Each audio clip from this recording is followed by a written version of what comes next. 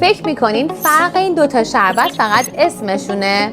اشتباه میکنین. این شربت جدید بتالیف داروسازی دکتر عبیدیه و این همون آلومینیوم MGS قدیمی. اگه سوزش معده داری باید بدونی که این فقط اسید معده رو خنثی میکنه، اما بتالیف هم اسید معده رو خنثی میکنه و از سوزش معده جلوگیری میکنه و هم از ریفلاکس جلوگیری میکنه. وقتی که اسید معده بالا میاد یا به اصطلاح ریفلاکس دارین، فقط خنثی کردن اسید معده کافی نیست. بتالیف به خاطر سدیم آلژیناتی که داره میاد مثل یه لایه ژل مانند روی محتویات معده میشینه و مثل یک عایق عمل میکنه و مثل یک درپوش عمل میکنه و نمیذاره که محتویات اسید معده بیاد و داخل مری بشه. پس هم اسید اضافی رو خنثی میکنه و هم جلوی برگشت اسید رو میگیره. به این میگن نسل جدید آنتی اسیدها. طعمش کاراملیه و خیلی سریع اثر میکنه. اینو یادتون نره که بتالیف برای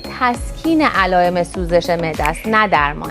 یعنی اگه در هفته بیشتر از 2 بار سوزش معده دارین، حتما با پزشک متخصص مشورت بکنید. پس با بتالیف غذاتون رو راحت و سبک و بدون ریفلاکس بخورید.